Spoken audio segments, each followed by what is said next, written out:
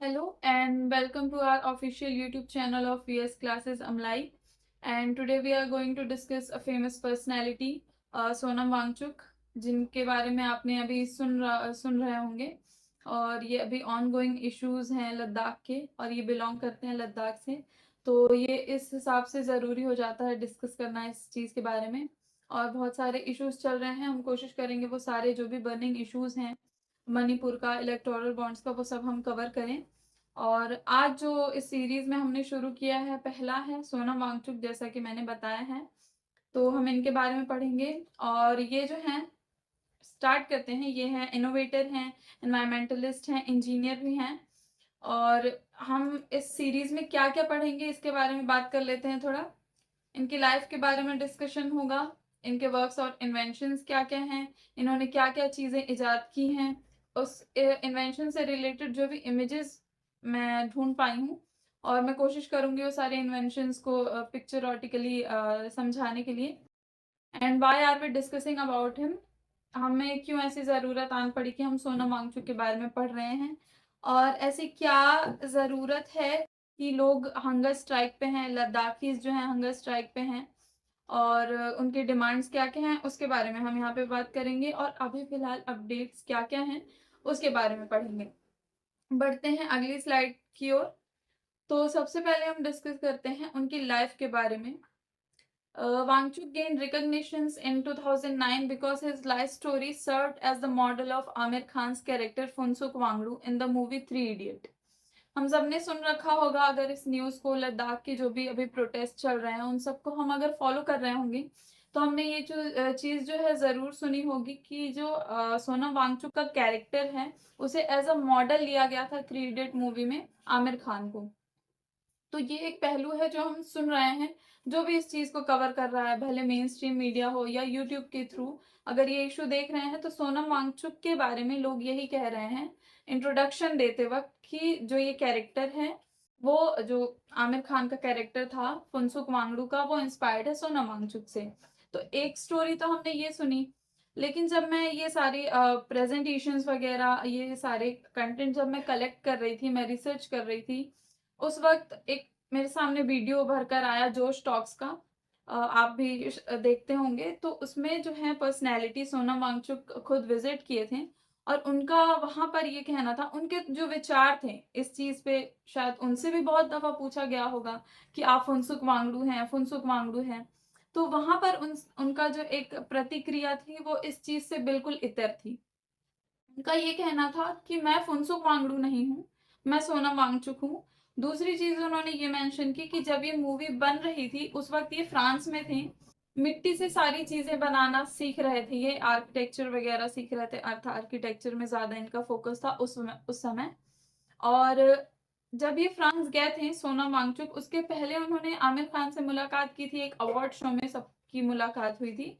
उस वक्त उन्होंने चिंता जताई थी सोनम वांगचुक ने कि जो भी बॉर्डर पे उस तरफ के लोग हों, भले वो पाकिस्तान के हों, इंडिया के हों, सारे लोग जो है वो बहुत ज्यादा इन्वेस्ट कर रहे हैं रक्षा के चक्कर में। तो रक्षा और सुरक्षा में थोड़ा कम हम अगर इन्वेस्ट करके कोशिश करें कि हम शिक्षा पर इन्वेस्ट करें, एजुकेशन को ज़्यादा हम फोकस करें उसको डेवलप करने में, तो ज़्यादा बेहतर होगा। तो इस चीज़ में उन्होंने आमिर खान से ये चीज़ कही थी कि हम कोशिश कर सकते हैं आपके थ्रू, आपकी मूवीज़ के थ्रू, क्योंकि आपको लोग देखते हैं, आपकी मूवीज़ को पसंद करते हैं, तो आप एक ये मैसेज ज़रूर पहुँचाइएगा। तो ये इतनी मुलाकात हुई, उसके बाद से सोनम वांगचुक जो है फ्रांस चले गए। देन फिर उसके बाद से उन्हें वहां पे मेल्स आए बहुत सारे कि अरे आपका कैरेक्टर बहुत ज्यादा फेमस हो गया है, थ्री इडियट मूवी हमने देखी, आपका बहुत बेहतरीन काम रहा है आपके जीवन में। तो ये सारी चीजें जब वो वापस आए तो उन्होंने सोचा कि मैं प्रतिक्रिया दूं कि इस पिक्चर के बारे में मुझे जरा भी अंदाजा नहीं है। उन्होंने अपने स्कूल में भी इंफॉर्मेशन मांगी, सेट मॉल में जो सोनम वांगचुक का एक स्कूल है, तो वहां पर उन्होंने कॉल किया, पूछा कि क्या कोई टीम आई थी शूटिंग करने। तो वहां पर भी वो लोगों ने बोला, रिप्लाई दिया कि टीम आई जरूर थी पर हमने शूटिंग के लिए मना कर दिया था।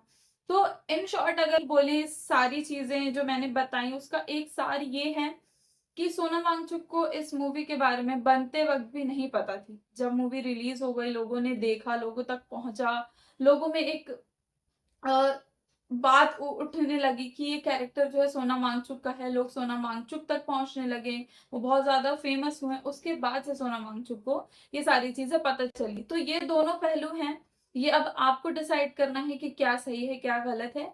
हालांकि हम यहाँ पे वो सही और गलत तय करने नहीं आए हैं, जो अभी इस वक्त जो ज्वलनशील मुद्दे हैं, बर्निंग इश्यूज हैं, उन पे डिस्कशन करने आए हैं। तो पहली चीज तो ये कि इनके जो भी नाम है सोनम वांगचुक को, उसको 2009 के बाद पहचान मिली, ऐसा सोर्सेस के हिसाब से। सोनम वांगचुक का जन्म जो है वो है 1 सितंबर को हुआ था 1966 में, लेह लद्दाख में। ये फाउंडिंग डायरेक्टर, जो स्कूल की मैंने अभी आपके सामने चर्चा की है, उसके बारे में हम और अच्छे से डिस्कशन करेंगे आगे और स्लाइड में। सेकमॉल, ये जो है फाउंडिंग डायरेक्टर हैं सोनम वांगचुक इस स्कूल के। इसका फुल फॉर्म है students educational and cultural movement of Ladakh. तो ये छोटी सी चीजें थी इनके लाइफ के बारे में। एक और चीज ये है कि सोनम वांगचुक जो है जब छोटे थे, तो जो भी माँ होती है वो मातृभाषा में अपने बच्चों को सारी बुनियादी चीजें सिखाती है। चलना, उठना, बोलना और भी सारी चीजें जो है वो मातृभाषा में सिखाई जाती हैं। सेम वैसे ही सोनम वांगचुक की जो माँ थी, उन्हें सारी बुनियादी चीजें उन्हें मातृभाषा में सिखाती थी। और सोनम वांगचुक के जो फादर है वही वो पॉलिटिशियन थे। तो उनकी जब शिफ्टिंग हुई श्रीनगर में, उनकी पोस्टिंग हुई, श्रीनगर गए वो लोग, तो सोनम वांगचुक का वहाँ पे एडमिशन हुआ, क्योंकि शिक्षा अब वहीं से कंटिन्यू होगी जहाँ पे उनका पूरा परिवार रहेगा। तो वहाँ पे वो सारी चीजें जब एडमिशन हुआ उनका, वहाँ पे लिंग्विस्टिक बैरियर बहुत ज्यादा आने लगा था, जिसकी वजह से अगर आपको कोई भाषा समझ ही नहीं आएगी तो आप रिस्पॉन्स कैसे करेंगे, किसी को प्रतिक्रिया कैसे देंगे। तो यही दिक्कत जो है वो सोनम वांगचुक के साथ आई। उन्हें लिंग्विस्टिक बैरियर आए, जिसकी वजह से लैक ऑफ रिस्पॉन्सिवनेस हुआ। तो वहाँ पे जो भी प्रिंसिपल थे, वहाँ का स्टाफ था, वहाँ के बच्चे थे, उनको कहीं न कहीं ये लगने लगा कि ये जो बच्चा है मूर्ख है। और ये सारी चीज़ें बताते हुए, ये सारा टाइमलाइन बताते हुए सोनम वांगचुक ये कहते हैं कि ये जो दौर है उनके जीवन का काला दौर है। क्योंकि किसी भी विद्वान व्यक्ति के लिए ये स्वीकार करना कि उसे कभी मूर्ख समझा जाता हो, अगर कोई व्यक्ति इतना क्षमता अपने अंदर रखकर चल रहा हो और अगर आप उसे मूर्ख समझें, तो ये कहीं न कहीं अनएक्सेप्टेबल होता है उस व्यक्ति के लिए। तो ये एक छोटी-सी चीज़ें थी जो मैंने कलेक्ट की हैं सोनम वांगचुक के बारे में, और ये उनकी लाइफ के बारे में थी। आगे बढ़ते हैं वर्क और इन्वेंशन के बारे में कि उन्होंने क्या-क्या चीज़ें इन्वेंट की हैं, उनका काम क्या रहा है। Sonam Wangchuk professional journey characterised by series of dynamic roles and contributions. बहुत सारे कंट्रीब्यूशंस रहे हैं उनके अलग-अलग फील्ड्स में, एजुकेशन में, साइंस में, टेक्नोलॉजी में, जिसमें कुछ-कुछ इन्वेंशंस मैंने कोशिश की है कि मैं यहाँ पर मेंशन करूँ आपके सामने। पहला जो है, he has invented solar heated tents. Solar heated tents उन्होंने इन्वेंट किया इंडियन मिलिट्री के लिए। सोलर हीटेड टेंट क्या होते हैं? बेसिकली 2 चीज़ें इसमें यूज़ होती हैं। पहला जो है सनलाइट, दूसरा सोलर पैनल्स। ये दोनों चीज़ों का यूज़, क्योंकि आप जानते हैं सोलर पैनल्स जो होते हैं, सनलाइट का यूज़ करके इलेक्ट्रिसिटी जनरेट करते हैं। यानी सनलाइट हुआ, सोलर सिस्टम हुआ, सोलर सिस्टम जो है वो काम करेगा इलेक्ट्रिसिटी जनरेट करने का। तो ये जो है सोलर सिस्टम सोनम वांगचुक ने बनाया। क्यों बनाया? जो भी वहाँ पे जवान आते थे, जो भी मिलिट्री के लोग होते थे, दिन भर अगर वो थके हारे आ रहे हैं और वो फ्यूल का यूज़ कर रहे हैं, वो केरोसिन का यूज़ कर रहे हैं, अगर वो लद्दाख के अंदर हैं, तो वो फ्यूल और केरोसिन लद्दाख के एनवायरनमेंट को बहुत ज़्यादा हार्म करता है, क्योंकि लद्दाख जो है वो बहुत सेंसिटिव एरिया हो जाता है। और लद्दाख में अगर आप केरोसिन, फ्यूल, ये सारी चीज़ें रोज़मर्रा यूज़ कर रहे हैं, तो वो बहुत ज़्यादा हानिकारक हो जाता है वहाँ के पूरे वातावरण के लिए। इस वजह से सोनम वांगचुक ने इस चीज़ को इन्वेंट किया, सोलर हीटेड टेंट को। और सोलर हीटेड टेंट की ये खास बात ये है कि उसमें एक तरफ मैं आपको इमेज दिखाती हूँ, हो सकता है आप उस चीज़ से समझ जाएँ। तो ये जो आप देख रहे हैं, ये है सोलर हीटेड टेंट। यहाँ पे इस तरफ जो है इसमें पैनल्स लगे होते हैं सोलर वगैरह के, जो सनलाइट आती है वो चार्ज होते हैं, और रात भर यहाँ पर सारे जो भी हमारे मिलिट्री के लोग होते हैं, जवान होते हैं, वो यहाँ पर आराम करते हैं। वो छोटी-छोटी जो भी डिवाइसेज़ हैं, लैंप हो गया, सेल फ़ोन्स हो गए, ये सारी चीज़ें वो उस इलेक्ट्रिसिटी का यूज़ करके अपना काम निकाल सकते हैं। और इसमें एक इम्पॉर्टेंट चीज़ ये है कि ये जो जगह आप देख रहे हैं, इसमें विंड चीटिंग सिस्टम लगा होता है, विंड चीटर लगा होता है। अब विंड चीटर क्या होता है? बेसिकली इसका काम ये होता है कि बाहर, क्योंकि आप जानते हैं लद्दाख की ठंड बहुत ज़्यादा दिक्कत देने वाली रहती है, कोई आरामदायक नहीं होती है। घूमने के हिसाब से एक बात है, पर अगर आप वहाँ पे दिन भर थके हारे आराम करने के लिए जा रहे हैं, तो वहाँ की ठंड बहुत जानलेवा हो जाती है। तो इसमें विंड चीटर सिस्टम लगा रहता है। बाहर की जो ठंड है, वो अंदर इस टेंट के बहुत ज़्यादा अफ़ेक्ट नहीं करती है। वहाँ का जो टेंट के अंदर का जो भी वातावरण है, वो बहुत ज़्यादा वार्म रहता है। उससे सारे लोग बहुत आराम से अपनी रात रात गुज़ार सकते हैं, कोई दिक्कत नहीं होती है। इलेक्ट्रिसिटी जनरेट हो रही है, एनवायरनमेंट को हार्म भी नहीं हो रहा है। तो ये बहुत कन्वीनिएंट चीज़ है। और कई चीज़ें ऐसी भी सुनने में आई कि अगर आप फ्यूल वगैरह जो भी जवान यूज़ कर रहे थे, उसमें आग भी लग गई बहुत। तो ये एक उनका इन्वेंशन था जो बहुत यूज़फुल रहा, solar heated tent.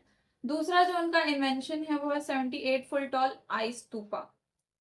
Ice stupa क्या होता है? As a means of storing winter water for irrigation. Ladakh जो है वहाँ पे पानी की बहुत दिक्कत होती है, फार्मिंग में बहुत इश्यूज आते हैं और इस समय पानी की तो बहुत ज्यादा दिक्कत है। तो सोनम वांगचुक ने आइस स्तूपा बनाया। अब आइस स्तूपा मैं आपको दिखाती हूँ क्या होता है। ये जो है ये आइस स्तूपा है। इसमें क्या होता है, यहाँ पर बीच में एक स्प्रिंकलर लगा होता है।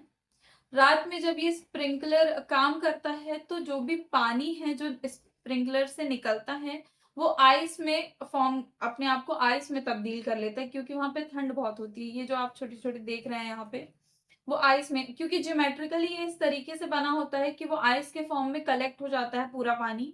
और जब उन्हें लद्दाखीज को पानी की जरूरत होती है इरिगेशन के टाइम में या स्प्रिंग सीजन में, तब ये जो आइस है वो मेल्ट होके वाटर के तौर पर गांव के लोगों को, लद्दाखीज को बहुत ज्यादा राहत देता है। तो ये एक इन्वेंशन था सोनम वांगचुक का। और अब वहां पे हालात ऐसे हैं लद्दाख के कि ये आइस स्तूपा का कॉम्पिटिशन होता है वहां के लद्दाखीज में, और सब लोग बहुत सारे आइस स्तूपा वगैरह बना करके कलेक्ट करते हैं, और ये बहुत कन्वीनियंटली यूज होता है लद्दाख में। हमें भी सीखना चाहिए कि हम किस तरीके से बिना एनवायरनमेंट को हार्म किए अपनी दिक्कतें और जो भी सॉल्यूशंस हैं वो निकाल रहे हैं।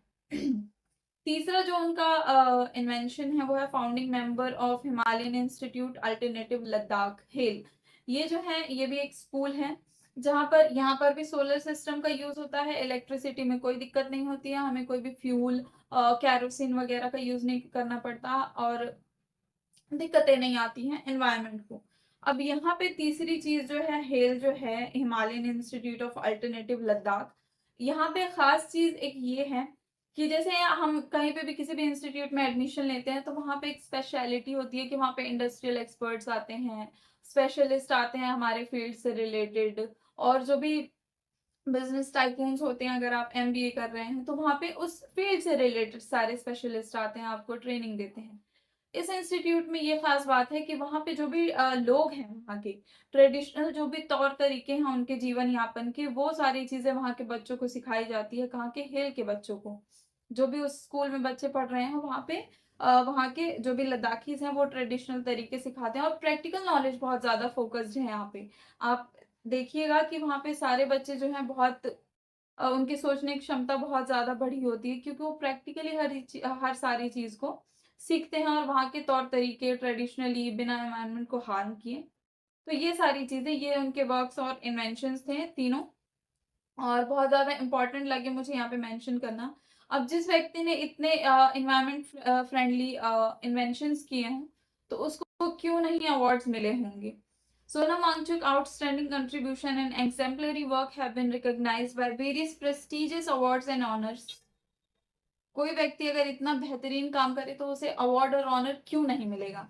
तो यहाँ पे मैंने 6 मेंशन किए हैं, हालांकि उन्हें बहुत मिले हैं, पर यहाँ पर बेसिकली मैंने 6 मेंशन किए हैं। पहला जो है वो है governors medal for educational reform. Education के फील्ड में, और सबसे ज्यादा उनका जो रहा है योगदान, वो रहा है गवर्नमेंट स्कूल की तरफ, कमेंडेबल वर्क रहा है उनका। तो ये जो governors medal for educational reform है, ये उन्हें मिला था 1996 में वो मिला था जम्मू कश्मीर में एजुकेशनल रिफॉर्म्स के लिए। और वहाँ पे जो भी उन्होंने गवर्नमेंट स्कूल में तब्दीलियां की और वहाँ के सिस्टम में बहुत चेंजेस किए और वहाँ के स्टाफ को सुधारा, बच्चों का जो इंटरेस्ट है वो एजुकेशन की तरफ बढ़ाया, तो इस चीज के लिए उन्हें ये अवार्ड मिला है। दूसरा है international terra award for best earth building. ये जो अवार्ड है मैंने स्टार्टिंग में बताया था, एक स्कूल जो जिसके फाउंडिंग और डायरेक्टर सोनम वांगचुक हैं, तो उस स्कूल के लिए उन्हें ये बेस्ट अर्थ बिल्डिंग मिला था अवार्ड, इंटरनेशनल टेर award for best earth building. किसे मिला था मैं यहाँ पे लिख देती हूँ, सेकमोल को मिला था। ये जो स्कूल है ये बनाया गया है सोनम वांगचुक के द्वारा। तीसरा जो है state award for outstanding environmentalist, obviously मिलना है अगर आप एनवायरनमेंट को देख के सारी चीजें अपनी इजाद कर रहे हो, इन्वेंशंस कर रहे हो, तो उस हिसाब से उन्हें ये आउटस्टैंडिंग अवार्ड मिला था एनवायरमेंटलिस्ट का। चौथा जो अवार्ड है वो है रोमन मैग्सेसे अवार्ड। हाल फिलहाल में ये अवार्ड बहुत ज्यादा फेमस रहा है क्योंकि ये मिला था रवीश कुमार जी को। और ये जो अवार्ड है ये फिलीपींस के जो पूर्व राष्ट्रपति हैं उनके नाम से, रोमन मैग्सेसे के नाम से दिया जाता है। हर साल ये 31 अगस्त को दिया जाता है। जिन भी लोगों के अलग अलग फील्ड्स में, इसमें फील्ड्स वगैरह डिवाइडेड हैं कि अगर आप इस कैटेगरी में बहुत ज्यादा कमेंडेबल वर्क करते हो, बहुत अच्छा काम रहता है उस क्षेत्र में, तो आपको रोमन मैग्सेसे अवार्ड से नवाजा जाता है। और इसमें फील्ड कौन कौन से हैं, जर्नलिज्म में है, कम्युनिकेशन आर्ट्स में है, और अगर आप पब्लिक सर्विस कमीशन में अच्छा काम करते हो, गवर्नमेंट सर्विसेज में बहुत अच्छा काम करते हो, तो आपको रोमन मैग्सेसे अवार्ड मिलता है। और ये अवार्ड दिया गया था सोनम वांगचुक को, माफी चाहूंगी। और पांचवा जो अवार्ड है वो है एमिनेंट टेक्नोलॉजिस्ट का, इन्हें टेक्नोलॉजिस्ट का भी अवार्ड मिला है। छठा जो अवार्ड है रोलेक्स अवार्ड फॉर एंटरप्राइजेज। इस अवार्ड का मेन एम ये है कि हम कोई भी इनोवेशन कर रहे हैं उसे नेक्स्ट जेनरेशन तक पहुंचाना, कि जो भी ट्रेडिशनल तौर पर हम इनोवेशन कर रहे हैं वो कहीं ना कहीं बहुत इको फ्रेंडली होते हैं, तो वो हमारी जो नेक्स्ट जेनरेशन है वो भी सीखे और बहुत ज्यादा टेक्नोलॉजी का यूज ना हो हार्म करने के लिए एनवायरनमेंट को। तो इसका बेसिक एम यही है कि एक जनरेशन से दूसरे जनरेशन तक हमारे जो भी इनोवेशन है वो पहुंचे। तो ये अवार्ड मिला था हमारे सोनम वांगचुक को। ये हमारी छठवीं स्लाइड थी जिसमें हमने डिस्कस किया कि उन्हें कौन से अवार्ड्स और रिकॉग्निशंस मिले थे। अब जो सबसे मेन मुद्दा है, why are we discussing about him, क्या जरूरत है हमें सोनम वांगचुक को पढ़ने की, क्या जरूरत है लद्दाखीज के डिमांड के बारे में जानने की, क्योंकि ये एक ऑनगोइंग इशू है। अगर आप न्यूज फॉलो कर रहे होंगे तो आप देख रहे होंगे, यूट्यूब के न्यूज फॉलो कर रहे होंगे तो आप देख रहे होंगे, why are we discussing about him, क्यों इनके बारे में हम बात कर रहे हैं। तो बेसिकली लद्दाख में अभी हंगर स्ट्राइक चल रही है, जिस वक्त ये वीडियो बन रही है उस वक्त भी हंगर स्ट्राइक चल रही है। तो जो भी हंगर स्ट्राइक चल रही है हम उसके बारे में, सोनम वांगचुक के बारे में बात कर रहे हैं, और मैं उनकी जो भी वीडियोस हैं जो वो यूट्यूब पे डाल रहे हैं उसे मैं फॉलो कर रही हूँ। और उसमें जो मेन मुझे तो दो स्टेटमेंट जो है वो बहुत ज्यादा इन्फ्लुएंस किए थे, और मुझे ऐसा लगा कि वो जो स्टेटमेंट है वो यहाँ पे मेंशन करना बहुत ज्यादा जरूरी हो जाता है। तो पहला जो उनका स्टेटमेंट था वो ये है कि I am going on an indefinite fast. Indefinite fast ये होता है, ये आमरण अनशन होता है, यानी मृत्यु तक कोई भूख अनशन पे है, उसे भूख हड़ताल पे है, उसे कहते हैं आमरण अनशन। तो I am going on an indefinite fast until Ladakh voice is heard. तो जब तक लद्दाख की आवाज नहीं सुनी जाती है मैं तब तक भूख हड़ताल पर रहूंगा, आमरण अनशन पर रहूंगा। तो ये उनका पहला स्टेटमेंट था जब वो हंगर स्ट्राइक पर बैठने वाले थे, ये उस वक्त का स्टेटमेंट था। दूसरा स्टेटमेंट जो उन्होंने दिया था, I want to follow the same peaceful path which he had followed. यहाँ पर सोनम वांगचुक उसी पाथ की बात कर रहे हैं जो गांधी जी ने अपनाया था। पीसफुल पाथ था, उन्होंने बिना किसी वायलेंस के अपनी सारी क्रांतिकारी लड़ाइयां लड़ी थी। तो सोनम वांगचुक का वही कहना है कि मैं सेम वही राह पर चलूंगा जब तक सरकार मेरी मांगे पूरी नहीं कर देती है। अब यहाँ पे क्या मांगे हैं लद्दाख की, सोनम वांगचुक की, कि लोग हंगर स्ट्राइक पर बैठे हुए हैं। तो यहाँ पे मैंने मेंशन किया है वो सारी जो भी डिमांड्स हैं लद्दाखीज की। तो पहला है वहाँ का एनवायरमेंटल इश्यूज। लद्दाख जो है वो बहुत ज्यादा सेंसिटिव एरिया है, वहाँ के एनवायरनमेंट को बहुत ज्यादा जरूरत है प्रिवेंट करने की अलग अलग हजार्डियस चीजों से, इंडस्ट्रियल लॉबीज से, जिसके बारे में हम अभी डिस्कशन करेंगे। तो पहला हो गया एनवायरमेंटल इश्यूज। दूसरा, लद्दाख में पब्लिक सर्विस कमीशन को फॉर्म करने की डिमांड है लद्दाखीज की। तीसरा जो है वो, तीसरा और जो सबसे मेन है वो है सिक्स शेड्यूल एंड स्टेटहुड। ये दो चीजें हैं, ये बहुत ज्यादा जरूरी है। आप अगर ये न्यूज फॉलो कर रहे होंगे तो कई दफा आपने सुना होगा कि लद्दाख की इसकी डिमांड है कि हमें 6 शेड्यूल चाहिए, स्टेटहुड चाहिए, कॉन्स्टिट्यूशनल सेफगार्ड चाहिए। तो बेसिकली ये वर्ड होते क्या है, हम बहुत ज्यादा इस चीज से घिरे हुए हैं कि हमें 6 शेड्यूल चाहिए, कॉन्स्टिट्यूशनल सेफगार्ड क्या होते हैं, कॉन्स्टिट्यूशनल सेफगार्ड्स, और इन्वायरमेंटल अगर उन्हें चाहिए, इन्वायरमेंटल इश्यूज जो है उसे रिजॉल्व करना है, तो क्या इश्यूज हैं लद्दाख के, उसके बारे में हम ब्रीफली इलेबोरेटेड वर्जन में डिस्कस करेंगे। तो ये उन सारी चीजों का जो भी वहां पे वर्ड्स थे उनका डिस्कशन है। पहला आता है कॉन्स्टिट्यूशनल सेफगार्ड क्या होते हैं, जिनका उद्देश्य नागरिकों के मौलिक अधिकारों की रक्षा करना है, नागरिकों के मौलिक अधिकारों की रक्षा करना है, और जो भी वहां पे फैसले हो रहे हैं किसी भी चीज को लेके वो निष्पक्ष और न्यायपूर्ण शासन सुनिश्चित करना है। तो यहाँ पे उद्देश्य यही है कॉन्स्टिट्यूशनल सेफगार्ड का कि उनके मौलिक अधिकार जो हैं उनकी रक्षा हो। इसलिए लद्दाख के लोग चाहते हैं कि हमें कॉन्स्टिट्यूशनल सेफगार्ड मिले, यानी हमारे जो मौलिक अधिकार हैं उनकी रक्षा हो, और हमारे हक में जो फैसला हो वो न्यायपूर्ण होना चाहिए और निष्पक्ष होना चाहिए, यानी किसी भी एक तरफ का पलड़ा जो है वो भारी नहीं हो। Constitutional safeguards are provision enshrined in a constitutional that aim to protect fundamental rights of citizens, ensure fair and just governance. तो पहला ये कॉन्स्टिट्यूशनल सेफगार्ड था, मैंने आपको बताया, आपने समझा होगा। दूसरी चीज है स्टेटहुड। लद्दाख की डिमांड है कि हमें फुल स्टेटहुड चाहिए। स्टेटहुड क्या होता है, the state of having a government of one's own, यानी उनकी खुद की सरकार हो, इधर इंडिपेंडेंटली और as a component of a large nation, या तो उनकी खुद की सरकार हो पूरी तरीके से, या फिर एक बड़ी पूरे कंट्री का एक हिस्सा हो, उसमें उनकी खुद की सरकार हो। ये उनका फुल स्टेटहुड का मतलब होता है, ये उनकी डिमांड है। मैं इसे एक बार हिंदी में भी पढ़ दे रही हूँ। स्वतंत्र रूप से या किसी बड़े राष्ट्र के घटक के रूप में मैं अपनी स्वयं की सरकार रखने की अवस्था, अपनी स्वयं की सरकार रखने की अवस्था को ही स्टेटहुड कहते हैं, और ये लद्दाख के लोग चाह रहे हैं कि उनके लद्दाख को फुल स्टेटहुड दे दिया जाए। तीसरा जो है एनवायरमेंटल इश्यूज हैं। एनवायरमेंटल इश्यूज में यहाँ पे बेसिकली दो मेन चीजें हैं, पहला है इंडस्ट्रियल और दूसरा माइनिंग लॉबीज।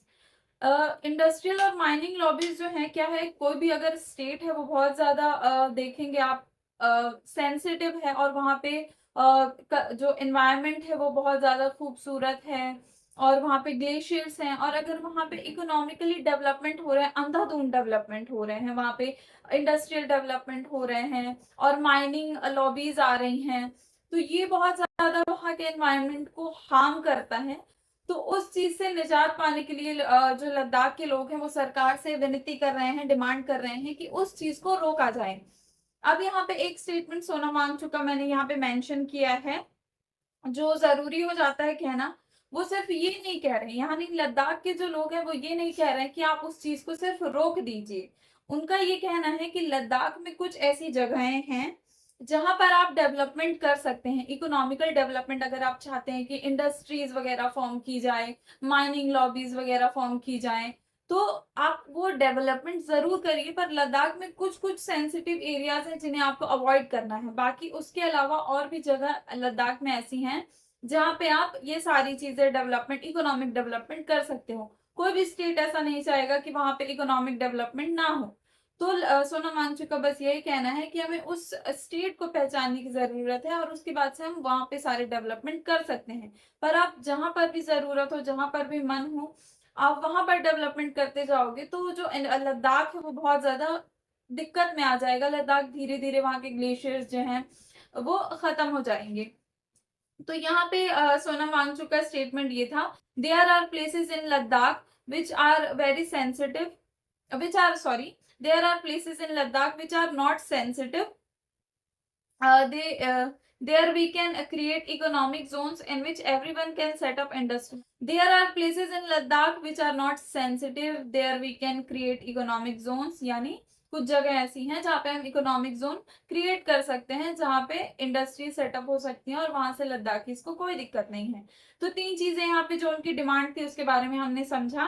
कॉन्स्टिट्यूशनल सेफगार्ड क्या होता है, नागरिकों के मौलिक अधिकार की सुरक्षा करना, निष्पक्ष रूप से और न्यायपूर्ण शासन सुनिश्चित करना। दूसरा था स्टेटहुड क्या होता है, स्टेटहुड प्रो होता है कि हमारा स्वतंत्र रूप से हमारा खुद का सरकार हो, या तो किसी बड़े राष्ट्र के घटक के रूप में, या हमारी स्वयं की सरकार हो। तीसरा था एनवायरमेंटल इश्यूज। एनवायरमेंटल इश्यूज में कुछ जगह हैं जहाँ पे आप डेवलपमेंट कर सकते हो, इंडस्ट्रियल जोन्स बना सकते हो, पर पूरे लद्दाख में वो हमारे ग्लेशियर्स के लिए हमारे एनवायरमेंट को बहुत ज्यादा हार्म कर देगा।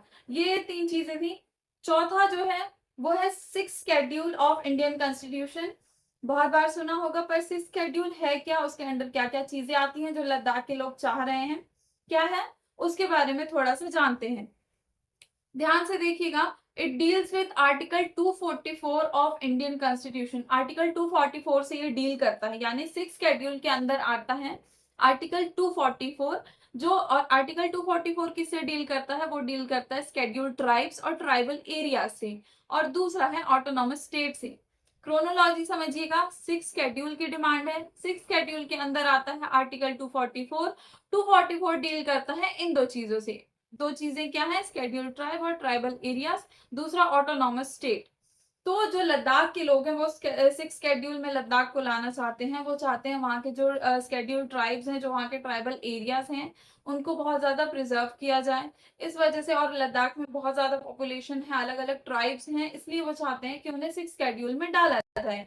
दूसरा जो आर्टिकल 244 यानी 6th शेड्यूल के अंदर आता है ऑटोनॉमस स्टेट। ऑटोनॉमस स्टेट क्या होता है, having the freedom to govern itself और कंट्रोल इट्स ओन अफेयर्स। यानी जो अभी हमने सबसे पहले स्टेटहुड में जो चीजें देखी थी, वही चीजें आर्टिकल 244 में आती हैं कि हमें फ्रीडम चाहिए हमारा खुद का गवर्नमेंट चलाने की और कंट्रोल करने की, हमारे खुद के जो भी इश्यूज हैं, जो भी अफेयर्स हैं, उन्हें कंट्रोल करने की। और ये डिमांड उनकी क्यों है, अलग अलग जातियां हैं, उनके अलग अलग कस्टम्स हैं, उनके अलग अलग रिचुअल्स हैं, कल्चर हैं। तो उस चीज को प्रिवेंट करने के लिए, जैसे लद्दाख है, अलग अलग सारा लद्दाख है, वहां पे अलग अलग ट्राइब्स होंगी, तो उसके बारे में वहां की जो लोकल गवर्नमेंट होगी वो बहुत ज्यादा अच्छे से जानती होगी।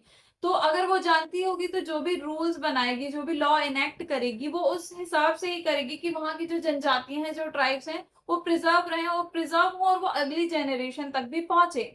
जो भी वहां के कस्टम्स है उनको बचाया जाए। तो इसलिए लोग चाहते हैं कि अगर लोकल गवर्नमेंट होगी तो हमारी ट्राइब्स है, हमारी कम्युनिटी है, वो बहुत ज्यादा प्रिजर्व रहेगी। इसलिए वो चाहते हैं कि हमें आर्टिकल 6 दिया जाए, सॉरी शेड्यूल 6 दिया जाए, और आर्टिकल 244 ऑफ इंडियन कॉन्स्टिट्यूशन के अंदर लद्दाख आ जाए।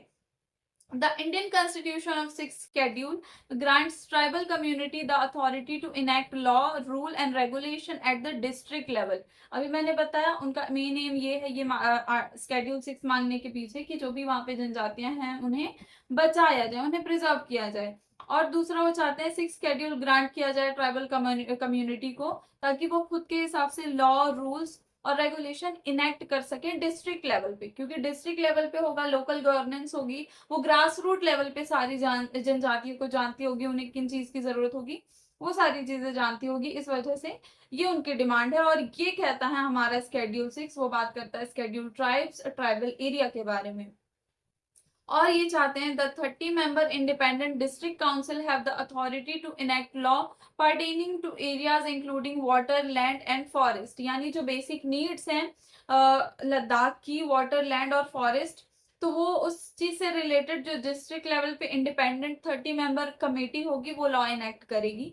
ये उनकी डिमांड है। Currently applied to the administration of tribal areas in state of Assam, Meghalaya, Tripura and Mizoram. तो जो 6th शेड्यूल है, हमने स्टार्टिंग में डिस्कस किया है स्लाइड की, वो बात करता है शेड्यूल ट्राइब्स के बारे में और ट्राइबल कम्युनिटीज के बारे में। तो अगर लद्दाख में इतनी जनजातियां ऑलरेडी हैं तो उन्हें शेड्यूल 6 के अंडर में दे देना चाहिए, क्योंकि जो हमारा चिकन नेक है, यानी इस तरफ के जो भी स्टेट आते हैं भारत में, जैसे असम है, मेघालय है, त्रिपुरा है, मिजोरम है, तो ये जो 4 स्टेट हैं ये ऑलरेडी अंडर 6th शेड्यूल आते हैं, क्योंकि यहाँ पर भी अलग अलग जनजातियां हैं, अलग अलग कस्टम्स हैं, उनके रिचुअल्स हैं। तो वो अगर उस चीज को प्रिजर्व करने के लिए अगर वो 6th शेड्यूल में है, ऑलरेडी है वो 6th शेड्यूल में, तो लद्दाख में जहां पर इतने सारे ट्राइब्स हैं, 95% अलग अलग ट्राइबल कम्युनिटीज हैं, तो वो 6th शेड्यूल में नहीं है। क्यों नहीं है? तो ये उनकी डिमांड है कि हमें हमारे लद्दाख को 6th शेड्यूल के अंडर फॉर्म किया जाए। तो जो उनकी बेसिक डिमांड्स थी, constitutional safeguard, statehood, environment issues, public service commission form करना, और जो सबसे मेन और अहम उनकी नीड है, डिमांड है, स्केड्यूल 6 ऑफ इंडियन कॉन्स्टिट्यूशन, वो है। अब इसके हिस्टोरिकल बैकग्राउंड में अगर हम जाएं कि क्यों 6 शेड्यूल की जरूरत आन पड़ी लद्दाख को, क्यों अभी तक वो लोग इस चीज के बारे में जागरूक नहीं थे, क्योंकि कम्युनिटीज तो पहले भी थी, ट्राइबल कम्युनिटीज, अलग अलग जनजातियां, अब क्या जरूरत पड़ गई। तो हिस्टोरिकल बैकग्राउंड इसका ये है कि जब 2019 में 2019 में जम्मू एंड कश्मीर को एब्रोगेट किया गया था आर्टिकल 370 से, यानी आर्टिकल 370 जो है वो एक स्टेट को स्पेशल स्टेटस देता है, तो वो वहां से हटाया गया, यानी आर्टिकल 370 जो है जम्मू एंड कश्मीर से और लद्दाख से, दोनों ही से एब्रोगेट किया गया। अब एब्रोगेट किया गया तो जम्मू एंड कश्मीर को और लद्दाख को, दोनों को यूनियन टेरिटरी में बनाया गया। लेकिन यहाँ पे डिफरेंस ये था, जैसे पहले हमने आर्टिकल 370 जो है उसे एब्रोगेट किया, देन फिर उसके बाद से हमने जम्मू एंड कश्मीर को और लद्दाख को हमने कन्वर्ट किया किसमें, यूनियन टेरिटरी में। लेकिन यहाँ पे डिफरेंस ये था, हाँ, यहाँ पर डिफरेंस ये हो जा रहा था कि जो हमारा जम्मू एंड कश्मीर है उसे जब यूनियन टेरिटरी बनाया गया और आर्टिकल 370 को हटाया गया, तो जब जम्मू कश्मीर को बनाया गया तो उनको अपना लेजिस्लेशन सिस्टम दिया गया, लेजिस्लेचर के साथ यूनियन टेरिटरी बनाया गया। वहीं जब लद्दाख की बात आई तो लद्दाख को विदाउट लेजिस्लेचर यूनियन टेरिटरी बनाया गया। उसके बाद भी जब लद्दाख से 370 आर्टिकल हटाया गया, लद्दाखीज आर वेरी हैप्पी, वो बहुत ज्यादा सेटिस्फाइड थे इस चीज से।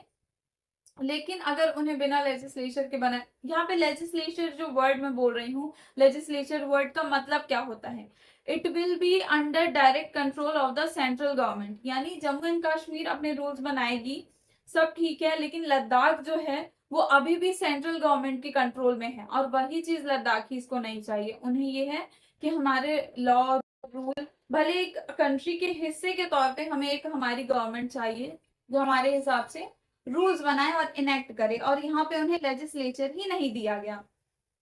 और जो मतलब बेसिकली ये है अदर यूटीज जैसे हैं, क्योंकि जब 370 हटा 2019 में यूनियन टेरिटरी बनाया गया जम्मू एंड कश्मीर को और लद्दाख को, तो लद्दाख को हमें लेजिस्लेचर नहीं मिला, लेकिन जम्मू एंड कश्मीर को लेजिस्लेचर मिला। वही जो हमारी कुछ पिछली जो भी यूनियन टेरिटरीज हैं, जैसे दिल्ली है, पौंडीचेरी है, तो इनके पास भी खुद का लेजिस्लेचर सिस्टम है, लेकिन लद्दाख के पास नहीं है। वहीं जैसे असम है, मिजोरम है, त्रिपुरा है, मेघालय है, इनके पास स्केड्यूल 6 में आने का हक है, क्योंकि इनके पास अलग अलग ट्राइब्स हैं, लेकिन लद्दाख के पास वो हक नहीं है, वो स्केड्यूल 6 में नहीं है। तो यहाँ पे सोचने वाली और देखने वाली ये बात है कि स्केड्यूल 6 भी नहीं मिला, यूनियन टेरिटरी है बट विदाउट लेजिस्लेचर, यानी असम है, अलग अलग जो स्टेट है जो सेंसिटिव है ट्राइबल कम्युनिटीज को लेके, वो है स्केड्यूल 6 के अंदर, जो यूटीज है वो लेजिस्लेचर के साथ है, लेकिन लद्दाख नहीं है, ये भी नहीं है, ये भी नहीं है। तो बेसिकली उनकी यही डिमांड है कि हमें भी वो सारे हक दिए जाएं जैसे असम त्रिपुरा को मिले हैं, जैसे दिल्ली और पौंडीचेरी को मिले हैं, यानी हमें लेजिस्लेचर सिस्टम भी दो। और लद्दाख ये भी चाहता है कि वो 6 शेड्यूल में अपनी ट्राइबल कम्युनिटीज को प्रिजर्व करे। और मैनिफेस्टोज जो आए थे बीजेपी के, क्योंकि अभी लद्दाख जो है वो हंगर स्ट्राइक पे क्यों बैठा है, अभी तक दिक्कत क्यों नहीं थी, अचानक से ये जो मुद्दा है, ये जो इशू है, ये इतना तूल क्यों पकड़ लिया है।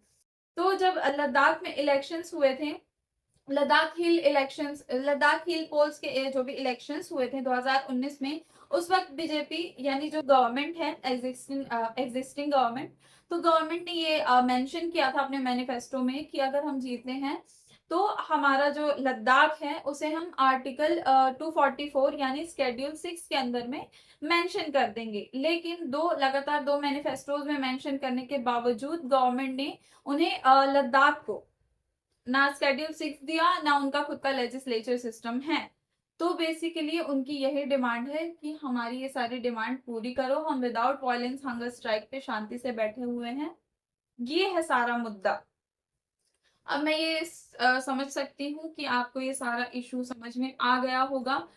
फिलहाल ये सारे दिक्कतें हैं। हम सोनम वांगचुक के बारे में जान गए, उनके इन्वेंशंस के बारे में जान गए, उन्हें अवार्ड्स मिले उसके बारे में जान गए, लद्दाखीज क्यों प्रोटेस्ट कर रहे हैं ये जान गए, उनकी डिमांड क्या है ये जान गए। अब अपडेट्स क्या क्या हैं, क्योंकि जिस वक्त ये वीडियो बन रही है अभी भी लद्दाख प्रोटेस्ट कर रहा है अलग अलग फेजेस में। अपडेट्स क्या है उसको मैं एक बार रीड कर देती हूँ। Hunger strike started on 6 March 2024 by Sonam Wangchuk. Sonam Wangchuk के द्वारा 6 मार्च को 2024 में हंगर स्ट्राइक जो है भूख हड़ताल शुरू की गई थी बहुत ही शांत तरीके से। Sonam Wangchuk has completed the first phase of his 20-day hunger strike. ये जो है हंगर स्ट्राइक है ये अलग अलग फेजेस में चलेगी 21-21 दिन के। अभी जो 21 दिन है सोनम वांगचुक का हंगर स्ट्राइक का वो खत्म हो चुका है। कब खत्म हुआ है? मार्च 26 मार्च 2024 को इनका पहला फेज है जो 21 दिन का वो खत्म हो चुका है। वाइल कंक्लूडिंग, यानी जो पहला फेज जब खत्म हुआ तो सोनम वांगचुक ने क्या कहा? While concluding the first phase of the hunger strike, Wangchuk also mentioned that the next 21 day phase will be carried out by the Ladakhis women। यानी हमने सोनम वांगचुक ने कहा कि मेरा जो 21 दिन का एक समय काल था, फेज था हंगर स्ट्राइक का, वो पूरा हो चुका है। अब जो आगे स्ट्राइक है वो लद्दाख की वुमेन्स कंटिन्यू करेंगी और ये तब तक कंटिन्यू होगा जब तक सरकार हमारी डिमांड पूरी नहीं कर देती है। Wangchuk declared that the protest would go on in the same way until the government agrees with their request and take Ladakh's environment seriously। He went on to say that they would not compromise in their commitment to improving Ladakh। Ladakh के लोग सिर्फ इतना ही चाहते हैं कि लद्दाख को improve किया जाए। जो भी वहाँ पे माइनिंग लॉबीज आ रही हैं, वहाँ पे इंडस्ट्रियल डेवलपमेंट हो रहे हैं, वो सेफ जोन के हिसाब से हों, उनके ट्राइब्स को प्रिवेंट किया जाए ख़त्म होने से। और ये आज का मसला था। मैं ये उम्मीद कर रही हूँ कि आपको समझ में आया होगा। Thank you.